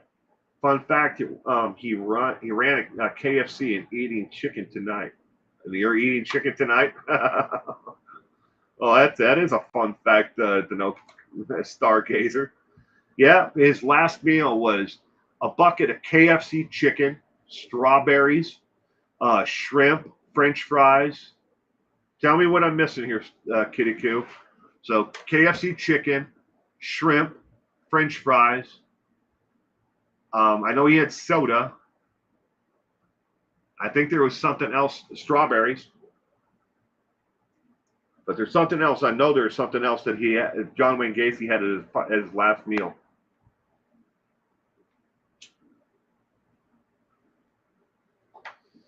12 fried shrimp bucket of KFC original recipe, French fries, 1 pound of strawberries, and a Diet Coke. Thank you, Kitty Coo. I thought there was something else, though, that he had. Was he pregnant? A Diet Coke, right? All right. How many times did John Wayne Gacy describe and demonstrate his rope trick to reporters while on death row? Question number 19 is B as in boy, 2 times. 2 times he described and showed the rope trick. He showed it once to Robert Ressler, and then he showed it to the reporter from Channel 5 Chicago. His rope trick. He said this is his description of the rope trick. That the rope trick when he demonstrated to these young men, he did it with a rosary. That was his description. And he only knew how to tie, a simple knot. But the rope trick was shown with, tying the wrist. If you tied the wrist, but the simple knot that he learned in the Boy Scouts to tie a tourniquet. To make a tourniquet. That was the only knot he said he knew how to do. But in even the rope trick, it wasn't a tourniquet knot that he was actually, demonstrating. It's kind of funny. He's telling the reporter, no, it's just a simple knot like you'd use for a tourniquet. That's the only knot that I knew how to do. And then if you watch him, he's not tying an actual simple knot in either one of those 2 interviews. He's telling them it's a simple knot, but it's a knot that the more pressure you put on it, the tighter the knot itself gets. And then if you add something like a bar or something else like you'd use for a tourniquet, it tightens it in the knot down and the amount of rope so it can't slip back, or anything else.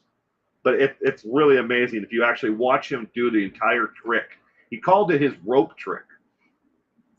But 2 times he demonstrated it, and both times it wasn't a simple knot. Why Wonder? Good evening, Why Wonder. BTK. Yeah, he was a fan of knots. All right, question number 20. Eventually, it will come up. There we go. I lied. There's a bonus masterpiece. What were the last words or sounds John Wayne Gacy said or made moments before his execution? Stargazer. Stargazer. All right. What was the last thing? Was it A, I'll be back? B, a groaning sound? C, kiss my ass? Or D, a farting noise from his mouth? Like, what was the last words or sound that Gacy made?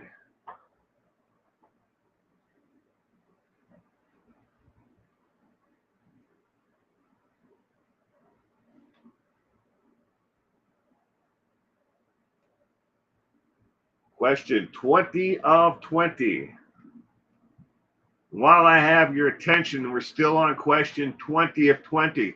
If you enjoyed the 20 trivia questions, we're not done yet. We still have cold case files to do. But if you enjoyed tonight's trivia, please give it a thumbs up. I would really like to see it, at least 20 thumbs up for tonight's trivia. I put a lot of work in this, and I don't ask for much from anybody, other than subscribe if you enjoy the content and give it a thumbs up. I'll never bother you for your money, and I'm never going to give you a poor pity song about how I'm starving over here and I can't pay my bills and my cats are all starving. FYI, my cat has to go on a diet. I may have given him too many treats. The vet says he weighs 17 pounds. Ouch. But this is another painting by Gacy. This is by far one of, if you have any of them had any real artistic value. This is another one that is done on pressed wood or whatever you might call it, but it's not on canvas. And again, this is 30. I think it's a 30 or 32 by 32. And it is a fence with the moon over the back of a dead forest. And it is another painting this is an actual picture of it hanging in a gallery. Yes, an artistic is painting in an actual gallery. I go hungry before my cats. Love my cats. They are part of my family. All right, and after this question, I'm going to show you some more artwork, original artwork by Gacy as well. My dog only weighs 5 pounds. Is it like a Yorkie or a puppy? I have 2 cats as well, says DeMorgan. Yeah, but I took my cat in for his wellness checkup, and the vet said, "Oh my God, what have you been feeding him?" And I'm like, "I don't know, food, cat food." You live near Savannah, Georgia. The place there has a lot of JWG art, John Wayne Gacy art. Oh wow. Pomeranian. Ooh, little dog. Pomeranian. They're cute. Cute little ones. Gianna Marie. SoCal here. 3 cats. Well, I have technically 5, but I probably feed. I'm going to go with 10. At least that. We're always seeing cats that show up. I have 3 bowls that I put out on my front patio where the HOA can't see them. Aha, bite me. But they can't see them, so I have 3 dishes and a water dish out there. And then my cats I feed inside the house, but they all can eat from outside as well. And I wouldn't even be feeding all these cats if it wasn't for the people who own the house. Not here, but 2 houses away. The guy, he died, and he had like 1 billion cats, and they tried to catch them all, and they couldn't. And what they were able to catch, they rehomed, but some of them are still around. So I don't want them to starve, so I feed them all. You always wanted a Pomeranian, says Sal. All right, question number 20. The correct answer is C as in cat. Kiss my ass or kiss my butt. I am an HOA rebel. Well, me, in a piece. If they knew I had this studio, I'd be in deep, deep, deep shit. Sorry for my language, but I would be. Me and my buddy built this entire studio at his house, and the whole thing is put together with lag bolts on inside. So it's a studio built inside of a two-car garage, but it's two-car garage wide and it's 2 cars deep. So technically, you could park 4 regular-sized cars in here, or 1 Ford Excursion. But we built it there, and then we hauled it in the back of his truck here, and then we assembled it in the middle of the night. Because we already had all the holes drilled and everything else. All we had to do was just with a ratchet put it all together. And then I had another friend come and wire the entire thing for the lights and everything and electrical outlets, and it's all easily, can be disassembled because I'm a rebel. This was great, and I appreciate all the work you do. Good night. Good night to you, Sal. Before you take off, Sal, take a look at one more of John Wayne Gacy's artwork. This is more of John Wayne Gacy's artwork. All right, this is the top 2 going from the left to the right is the of the 7 dwarfs walking through the forest. This one is called 7 Dwarfs on a Stroll. The other one does not have, in the middle there in pinkish background, does not have an actual name on the back of it. It is signed in the bottom left-hand corner again. All right, upper right corner is a skull with a screw through the actual skull itself. And there's a tombstone to the left with John Wayne Gacy's initials on it. Bottom left is a Native American. He did a small series of 5 different paintings that are known of Native American theme. This is a Native American in the bottom left, and then the one in the middle there is a skull with a Native American like feathers that are and a necklace. Now, bottom right corner is of John Wayne Gacy as Togo the Clown. And the other individual in that painting is of Robert Ressler. This was painted after he actually had the interview with Robert Ressler, where and on the back of it, he just titled it Togo and John. And I don't know why he called it Togo and John when the man's name is not John, not his first name, not his middle name, not his last name. His name is Robert Ressler. But he sent that picture, and Robert Ressler had it.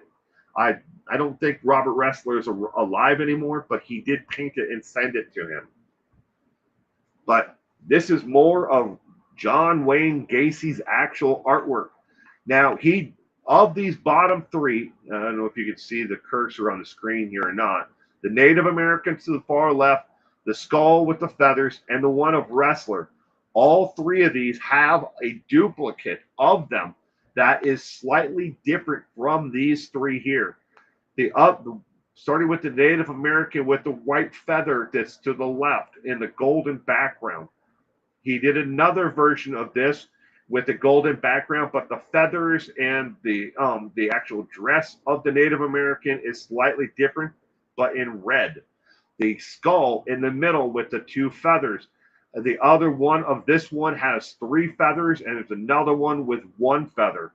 And you can actually find pictures of those 2 on the internet just by Googling Gacy Indian painting feathers or some variation of that. You can find that the other ones of that. And the other one of Robert Ressler and him. Now, I have to be really clear about this. I cannot confirm this.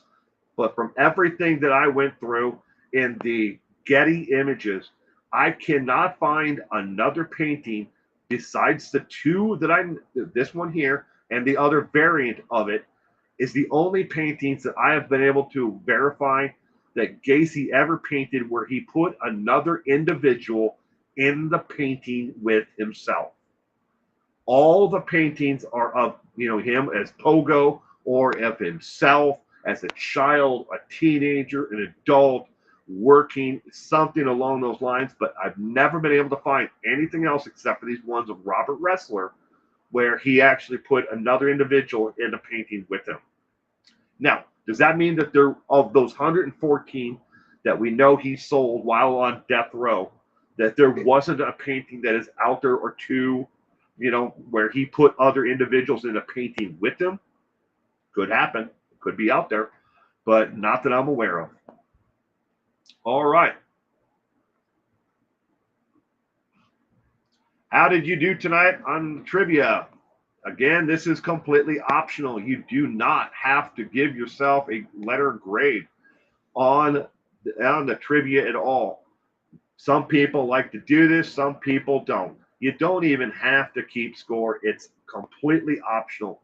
Again, I cannot stress this enough. We are only here for fun and for entertainment. This is not exploitive of the victim or the anyone at all. So it's up to you if you give yourself a letter grade. A, B, C, D, or are you just an E, a rock star mountain lion tamer across the board? Stargazer, you got 4. You can give yourself any grade if you want. You don't even have to keep score. Again, all right, don't leave yet. And if you want to stick around for the cold case files that I'm previewing, like I do every week. And the first one is up on the screen right now of Virginia Joyce Wilson. She was last seen in Winter Park, Florida. Vanished on 10/25 of 1985. I know that is a long time ago. She would be approximately 67 years of age today. Height 5'8" to 5'10", 110 pounds to 120 pounds. At the time when she disappeared, and this picture is of her when she was 28. Very little is known about the life of Virginia Joyce Wilson. Those that they originally believed were members of her family were just friends of hers who just happened to have the same last name, but they had no actual relation to her at all. A little bit more about Virginia. Since Virginia Joyce vanished in 1985, it doesn't mean that she's not, doesn't mean something to someone out there. Somebody knows what happened to her. She didn't walk away from her home. Everything that she had was in her home the day she disappeared. Her checkbook, her identification, everything, money, all of it was in her apartment, home. Okay. If you know anybody or somebody may have seen someone who looked like her, who may have I used to live in Winter Park, Florida, and I moved to, Detroit, Michigan, because I didn't like my ex. Whatever they may have a backstory for, maybe they dropped that clue that they moved from Winter Park, Florida in 1985 to where you are today. If you know anything, you can call this number and you can remain anonymous. That one is in red there as 407-599-3344. Again, you can remain anonymous if you know anything about this missing person at all. Foul play is strongly suspected in the disappearance, but they can't prove that because they have zero evidence to what happened to her. She just disappeared. But her friends and family deserve to know what happened to her. And they deserve closure. Next is Christina Noel Anderson, who disappeared from Sacramento, California on 7/21/2022. So not even 2 years ago. She would be 42 years of age today if, she's out there. She is 5'3" to 5'5", 115 to 125 pounds. She does, as you can see in the picture here, wear corrective lenses. She was driving when she disappeared a rented Mazda CX6 SUV. plate number 8XZR371. The car is a dark blue in color Mazda and has never been recovered. The car vanished along with Christine. Again, this car has never been seen. The rental company wrote it off in 2023 as a loss. Since she's missing and the car has never been found, in case you're wondering, there are no large bodies of water in the direction where she was headed. So there's no reason to call chaos divers in this, which I would call it immediately or send them the tip if there was any evidence at all that that where they could help, or another one of those dive groups out there that do dive rescue. But again, she disappeared, and so did the car. Now, where was she going when she disappeared? She was going approximately 45 miles to visit a friend and had plans to meet her for dinner and stay the weekend with her when she disappeared. Her cell phone last ping was approximately 5 miles from her home on the same day that she disappeared, and the cell phone went dead that day and has never pinged again. So somewhere between 5 miles from her home, something happened to the cell phone, or the cell phone battery, or something happened to it, itself. But again, the biggest clue for where she and what might have happened to Christine Noel Anderson is the SUV. Again, dark blue CX6 SUV. It's a small SUV. 8XZR371. And in case, not that it matters, but the vehicle was rented from Enterprise and has never been found. And if it ends up in a junkyard, it has to be reported to the state, and they have to keep records of it. So what happened to the vehicle? What happened to Christine Noel Anderson? Nobody knows. Again, she wears corrective lenses and is 5'3" to 5'5", and she disappeared from Sacramento, California area. Again, this is a fresh case, and a lot of tips have come in of possible sightings of her. If you know anything about her possibly, you can contact not only the Sacramento Police Department, but you can also contact the California State Patrol. Thank you again, everyone, for hanging out tonight and playing the live trivia. Again, we play this every single Sunday at 4 p.m. Pacific, 5 p.m. Mountain Time, or 7 p.m. Eastern. And we play on holidays, Christmas, my birthday, it doesn't matter. We are going to be here regardless to play. And I hope that you will subscribe and stick around. Because throughout the week I put up other content besides just trivia.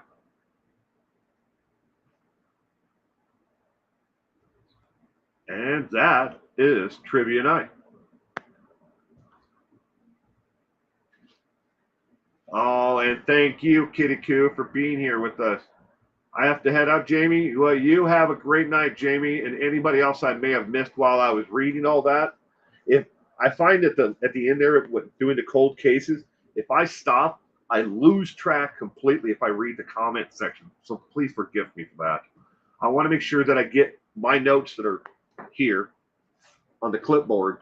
I want to make sure that I get my notes out there and I read what's on the screen correctly. Well, thank you, Stargazer. I'm glad you enjoyed your time here with us. Love to you as well, Gianna Marie.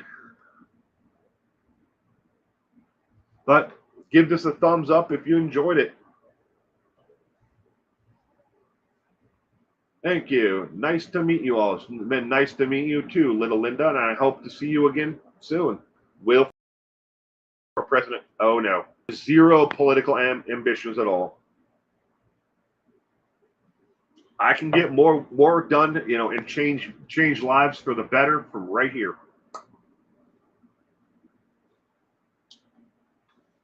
So tomorrow if you follow my channel, you're a subscriber, you got to check out tomorrow.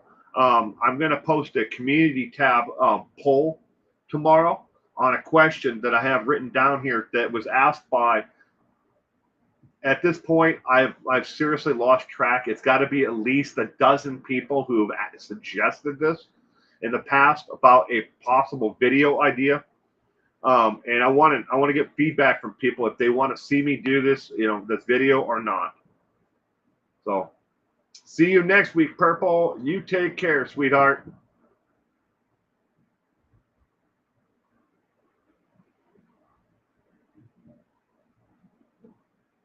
Yes, Saturday mornings at 8 a.m. Pacific time.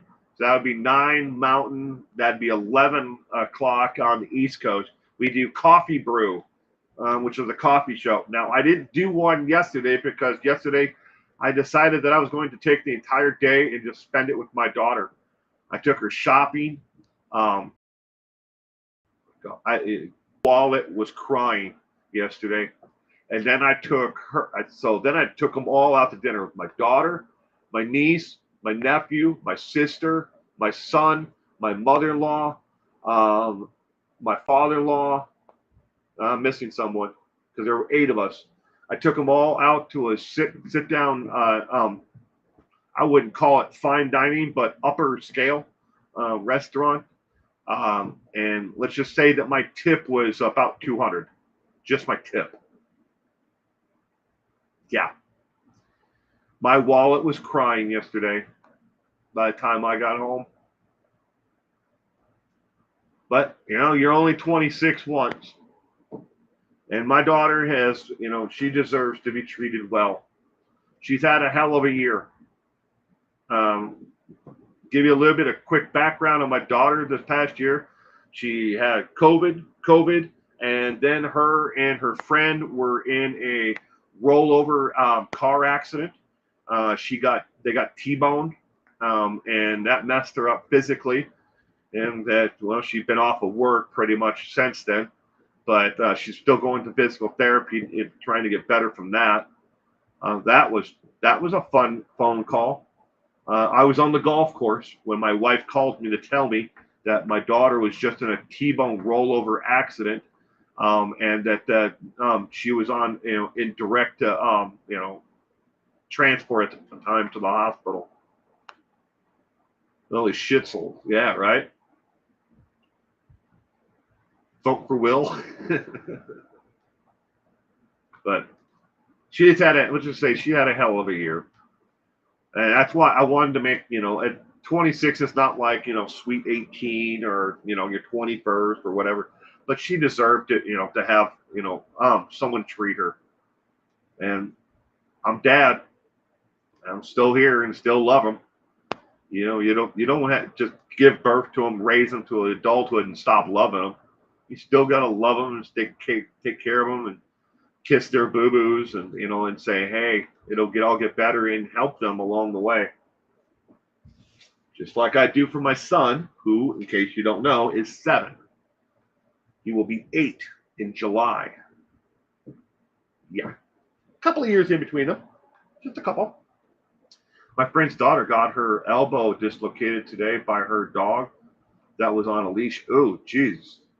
That hurts. I have had that happen, Stargazer. I dislocated my shoulder and my elbow, not by a dog on a leash, but I fell through from the attic down the.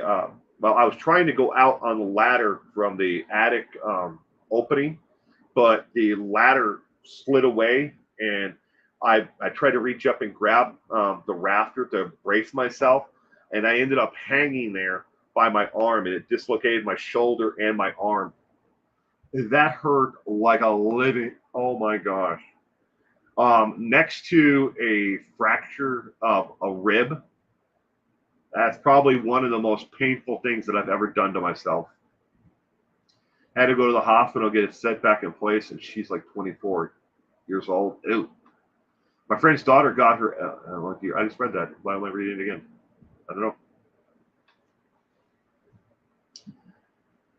Yeah, over the years, I have done quite a few dumb things to myself. You've just dislocated fingers and it hurts. Yeah. My birthday was on the 10th, and I had a blast. My dad sent me $200. He always goes out for me, baby girl. Yeah. Well, happy birthday again, Kitty Coo. Happy birthday to you.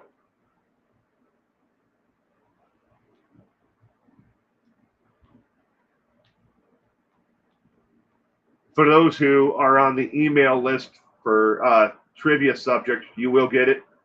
You will get your email tomorrow. I've already finished the trivia for next week, but some people don't want to know early. Some people do. Well, ladies and gentlemen, I'm going to wrap up trivia night there. We're well over 2 hours. Try to keep this under 2 hours every week, but went a little bit long this week. I hope that everyone has a terrific week. If you'll give it a thumbs up if you haven't already, I would appreciate it. Consider subscribing if you're new here. Again, we do this every single Sunday at the same time, right here on YouTube. You can stream it on YouTube, or just sit back and listen. You can even watch them in rewind. I mean, there are 303 trivia nights. Well, there are not 303 of them on YouTube anymore, but there's well over 260 now, 267, I think it is, that are on YouTube. So thank you again, everyone. I hope you have a terrific week and stay safe out there, because the last thing I want to do is do another trivia night or another video on somebody else who was a subscriber or a viewer who either murdered their parents or was murdered by their parents. All right, that one hasn't happened before, but I do have a fan and a former subscriber who did murder her parents. She is locked up, and she will never actually be tried in court for what she did. She was ruled to be criminally insane, and she will spend the rest of her life behind bars. And there is no way for them to ever medicate her back to actually, to be able to stand trial. But thank you, everyone. You all have a terrific week. Bye.